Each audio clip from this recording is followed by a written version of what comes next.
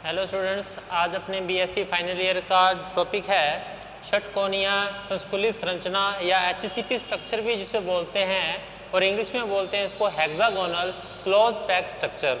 तो इस स्ट्रक्चर में क्या होता है कि जैसा कि इस डायग्राम में आप देख सकते हैं 6 परमाणु 6 एटम्स तो एक बेंजीन की तरह यानी एक हेक्सागोनल के 6 किनारों पर उपस्थित होते हैं और एक एटम इसके सेंटर पर होता है। इसके 2 फलक होते हैं और इस षटकोणीय स्ट्रक्चर के अंदर 3 परमाणु अपने पास अंदर की तरफ होते हैं। इसको षटकोणीय संरचना क्यों बोलते हैं? देखिए, अगर मैं 1 डायमेंशन की बात करूं क्लोज पैक स्ट्रक्चर के लिए तो कुछ इस प्रकार से आएगा, और सेकंड लेयर की बात करूं मैं तो अपने पास इस प्रकार से आएगी। इसी प्रकार अगर इस लेयर की बात करूं मैं तो ये सेंटर में जो एटम है ये वाला है वो, तथा इसके चारों ओर जो 6 परमाणु है अपने पास 3 ये रे और 3 अपने पास ये रे 1 2 3 4 5 एंड 6 एटम इस प्रकार से इसके अंदर बनते हैं। तो इस प्रकार की स्ट्रक्चर को अपने क्या बोलते हैं? Hexagonal close pack structure. ठीक है, अब ये एक 1 डायमेंशन में एक प्लेन बन गया है। अब इस प्लेन के ऊपर एक दूसरा प्लेन आएगा इसी की टाइप का, लेकिन इसके अपोजिट एटम्स होंगे, यानी कुछ एटम्स अपने पास इस जगह पे आएंगे और कुछ एटम इस जगह पे आएगा और एक एटम यहाँ पे आ जाएगा। तो 3 एटम इस प्रकार से अपने पास ऊपर आएंगे। देखिए, ये एक लेयर को आप समझ चुके हैं, ये वाली को, इसमें 6 एटम्स और एक सेंटर वाला समझ चुके हैं। अब देखिए सेकंड अगर मैं बात करूं किस प्रकार से आएगा, इस लेयर की बात कर रहा हूं मैं, तो 1 मिनट,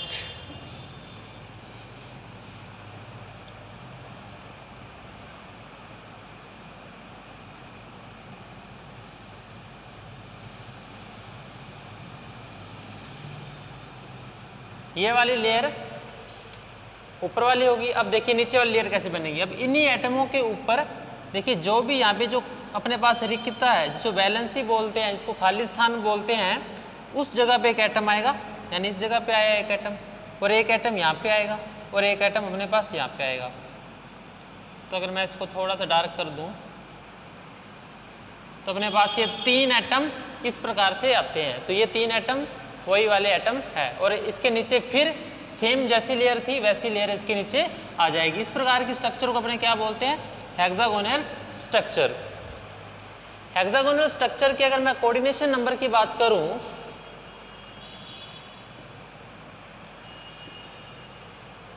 नंबर, या इसको जिसको बोलते हैं अपने समन्वय संख्या,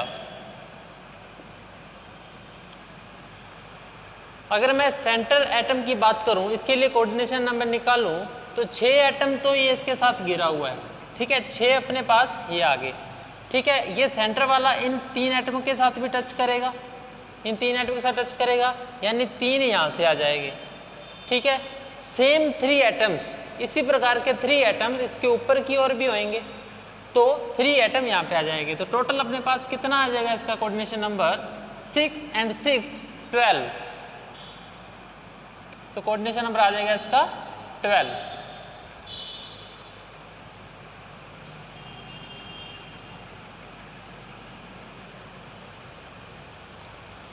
अब देखो इसकी एक जो लेंथ है अपने पास वो अपने पास a है, यानी a इक्वल अपने पास 2r आएगा। 2r क्यों आएगा? क्योंकि मैंने क्या बताया, अगर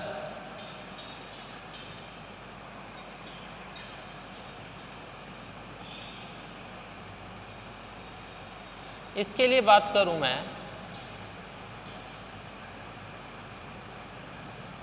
इस प्रकार से एक हेक्सागोनल स्ट्रक्चर बनती है और इनके लिए जो a की वैल्यू अपने पास यहीं से निकाल रहा हूं मैं, ये a की वैल्यू इस r के और इस r के सेम होगी, यानी a इक्वल 2r अपने पास आ जाएगा। और इसकी अगर मैं हाइट की बात करूं, इसके लिए अगर मैं हाइट की बात करूं तो वो अपने पास है c मानी जाएगी। और इसके लिए जितनी हाइट इस एटम्स तक पहुंचने के लिए जो हाइट अपने पास वो हो जाएगी c/2। c/2 की बात करेंगे।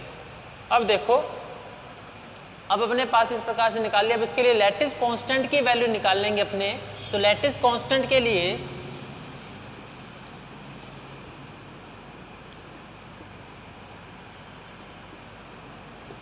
जिसको अपने जालक नियतांक भी बोलते हैं, इसमें से एक ये नीचे वाला, अगर मैं ये वाला ट्रायंगल लेता हूँ, ये वाला ट्रायंगल लेता हूँ, तो अब देखिए मैं इसके लिए एक और नया डायग्राम बनाता हूँ। डायग्राम को देखना, इसको मैं साफ नहीं करूँगा, ये कोऑर्डिनेशन नंबर है अपने पास, थोड़ा सा यहीं पे बनाने की ट्राई करता हूँ।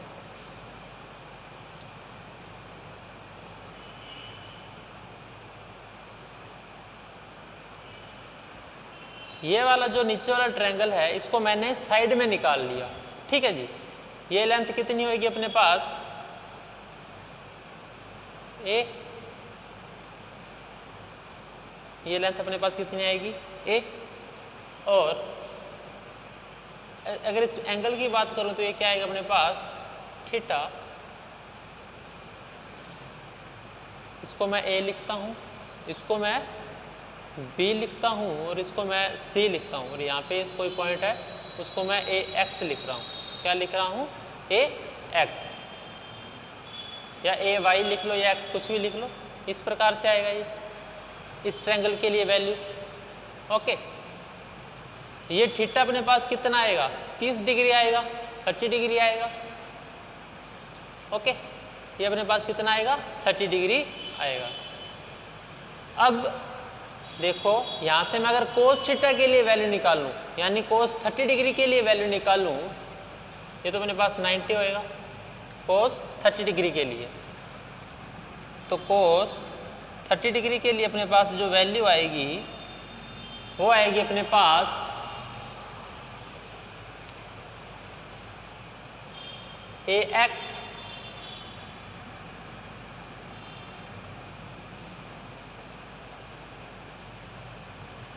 अपॉन में A B, A X upon में A B, A X upon में ए बी। यहाँ से इसके लिए अगर वैल्यू आएगी तो ए एक्स अपॉन में ए बी आएगी। फ्रेंड्स, यहाँ पे अपने पास कोस 30 की वैल्यू आई अपने पास ए एक्स अपॉन में ए बी। यहाँ पे भी अपने पास एटम्स है और यहाँ पर भी अपने एटम्स है, और दो एटम के बीच की जो दूरी अपने पास क्या है, ए, जिसको अपने लैटिस कांस्टेंट बोलते हैं, और इस जगह पे भी एक एटम है और इस जगह पर भी एक एटम है। तो इनकी बीच की भी जो डिस्टेंस होएगी वो क्या होएगी, ए, वो क्या होएगी, ए। तो यहाँ से अगर मैं ए एक्स की वैल्यू निकालूँ, ए एक्स की वैल्यू निकालूँ, ए बी की जगह मैं क्या लिख सकता हूँ, ए। ओके, और ए एक्स की वैल्यू निकालूँ तो इसको मैं यहाँ पे पुट करके, यानी ए, और कोस 30 की वैल्यू आपको पता है कितनी होती है, वो होती है अपने पास √3/2। तो अपने पास ए एक्स की वैल्यू आ जाती है। इस प्रकार से अपने पास ए एक्स की वैल्यू आ गई है। डन। नेक्स्ट, अब मैं इसके लिए ऊपर की ओर डायग्राम बनाता हूँ कुछ इस प्रकार से।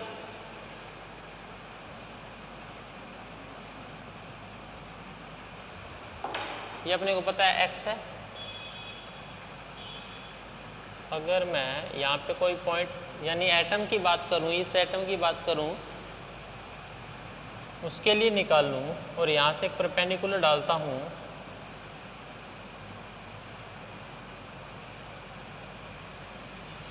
और यहाँ से एक हाइपो,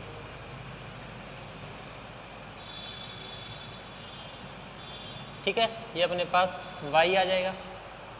इसको मैं y पॉइंट दे रहा हूँ और इसको कोई पॉइंट m दे रहा हूँ, इसको कोई पॉइंट m दे रहा हूँ।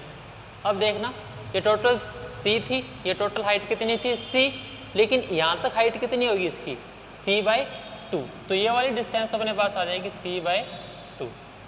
ठीक है। अब x y की बात करें और m x की बात करें तो पहले एक्स वाई की वैल्यू पता होनी चाहिए अपने को।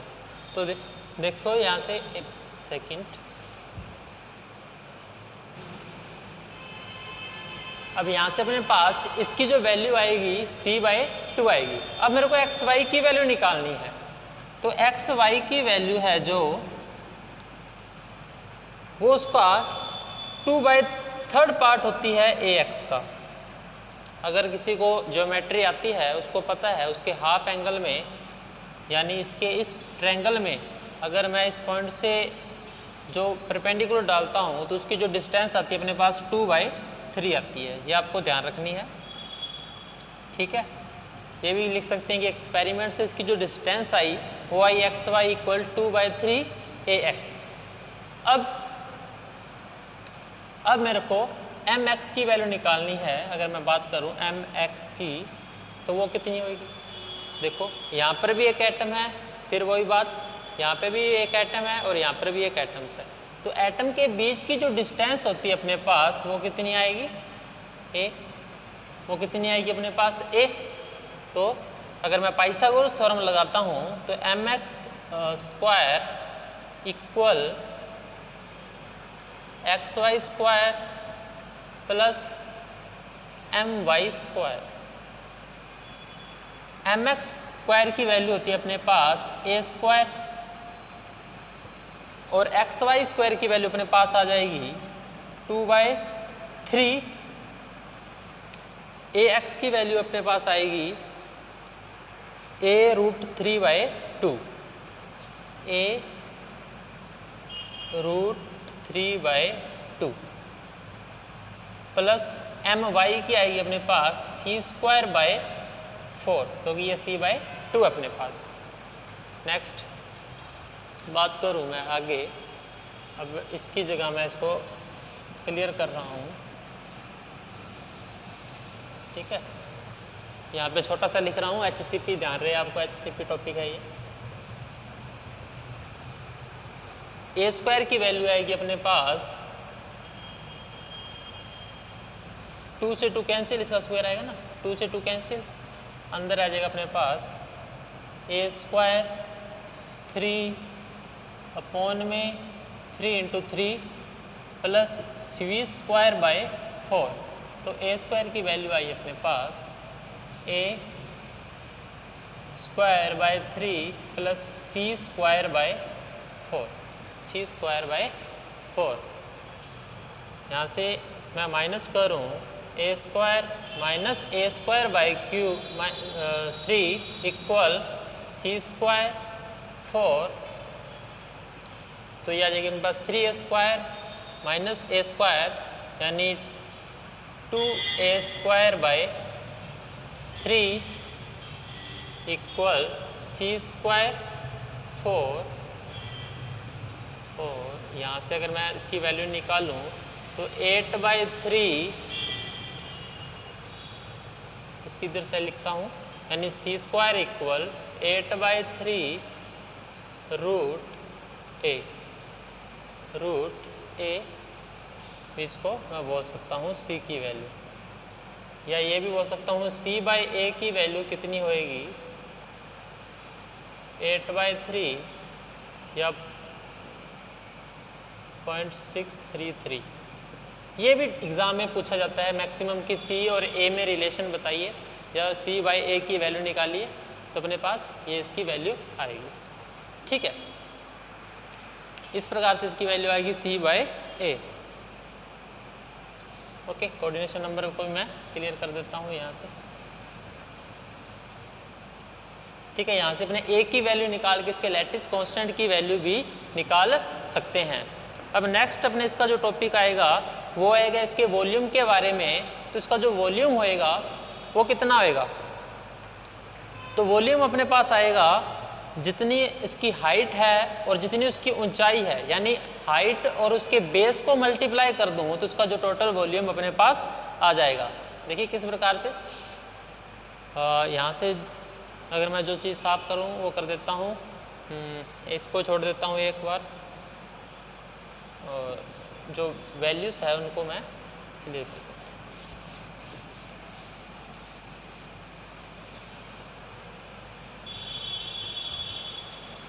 देखिए ये नीचे वाला जो इसका फेस है, इस फेस का जो एरिया आएगा, इस फेस का जो एरिया आएगा और उसकी जितनी हाइट होगी, उस एरिया को उस हाइट से मैं मल्टीप्लाई कर दूंगा तो अपने पास क्या आ जाएगा, वॉल्यूम आ जाएगा। अब इस नीचे वाले का एरिया किस प्रकार निकालेंगे, इस हेक्सागोनल का अपने पास एरिया किस प्रकार निकालेंगे, तो उसको निकालने के लिए यहाँ पे अपने पास 6 ट्रायंगल है, 1 2 3 4 5 और 6।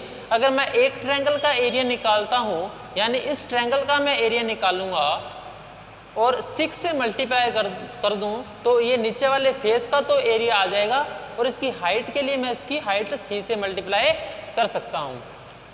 तो मैं निकालता हूँ volume of HCP unit cell, volume of HCP unit cell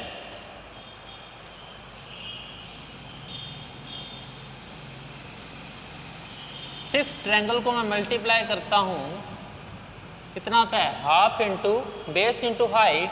और बेस की बात करूँ मैं तो इसके लिए जो बेस आएगा अपने पास वो आएगा अपने पास BO, और हाइट की बात करूँ तो वो आएगी अपने पास AX। ठीक है, BO इंटू AX, ये तो अपने पास आ जाएगा एरिया इंटू C अपने पास इसके लिए वैल्यू आएगी। यहाँ पे जो BO की वैल्यू आएगी अपने पास वो कितनी आएगी, या BC की वैल्यू बात करूँ, BC आएगा अपने पास, O नहीं आएगा, C आएगा, या B से C।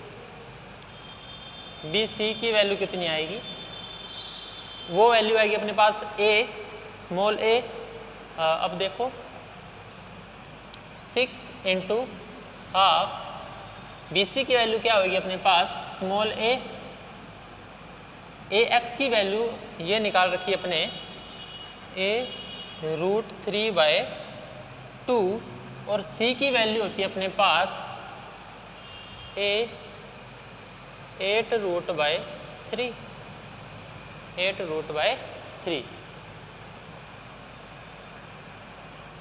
तो अब देखो 1 2 and 3 a³ 3 √3 से √3 अपने पास बचा 3√3, ये इसका a³ है ना अपने पास 3, इसको मैं साइड में लिख देता हूँ 3√3 अपॉन में 3√8 और a³ अपने पास इसका वॉल्यूम आ जाएगा 3, इन तीनों का a³ और √8। ठीक है, 3√a अपने पास क्या आ जाएगा, वॉल्यूम आ जाएगा। इसका क्या अपने पास आएगा, वॉल्यूम। अब नेक्स्ट बात करूं मैं इसके लिए कि C की वैल्यू मैंने पुट की है इसके अंदर,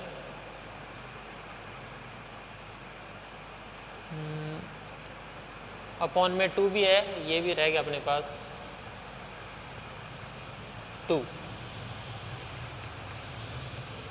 ठीक है, अब नेक्स्ट बात करूं इसके number of atoms in hexagonal, तो कितने नंबर ऑफ एटम्स होंगे। नंबर ऑफ एटम्स की बात करूं हेक्सागोनल में तो 6 एटम इसके एक फेस पे प्रेजेंट है। जिस प्रकार अपने क्यूबिक स्ट्रक्चर में पार्ट किया था कि 8 जो एटम्स होते के 8 कॉर्नर पे प्रेजेंट होते हैं, और प्रत्येक एटम जो ऑक्यूपाइड होता है इस स्ट्रक्चर के लिए वो 1/8 होता है, इसमें कितना होएगा 1/6। तो ये 6 एटम अपना 1/6 भाग इस स्ट्रक्चर को अपना देंगे।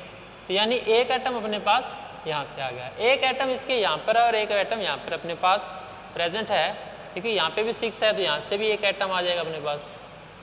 ये बीच वाले जो एटम है ये अपना हाफ देंगे तो अपने पास तो एक एटम यहाँ पे आ जाएगा हाफ और हाफ, 1 2 और 3 एटम अपने पास आ चुके हैं, और 3 एटम जो स्ट्रक्चर के बीच में है ये अपना पूरा भाग देंगे अपना, और 3 एटम अपने पास यहाँ से आ गए। तो 3 4 5 और 6, तो इसके लिए जो नंबर ऑफ एटम आएंगे, number of atoms in hexagonal HCP structure वो आएगी अपने पास 6। और एक एटम के लिए जो वॉल्यूम होता है अपने पास वो होता है अपने पास 4/3 पाई आर क्यूब। तो 6 एटम के लिए मैं अगर वॉल्यूम की बात करूं तो वो आएगा अपने पास 6 × 4/3 पाई आर क्यूब। आर क्यूब कितना आएगा? रेडियस अपने पास कितनी है? a = 2r अपने लिखा था, a = 2r, r की वैल्यू आएगी अपने पास a/2। तो यहाँ से आ जाएगा अपने पास a³/8 अपने पास वैल्यू आ जाएगी। इसको सॉल्व करूँ और तो अपने पास रह जाएगा ये πa³। फिर ये अपने पास कितना रह जाएगा? πa³। यहाँ से जो वॉल्यूम आएगा एटम के अकॉर्डिंग, जो एटम का वॉल्यूम आएगा वो आएगा अपने पास πa³।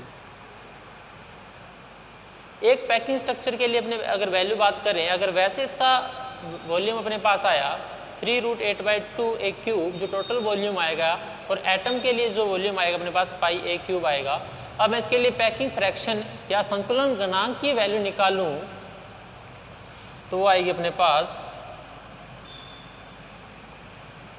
जितना एटम्स के द्वारा जो वॉल्यूम है उसको मैं रखता हूं ऊपर,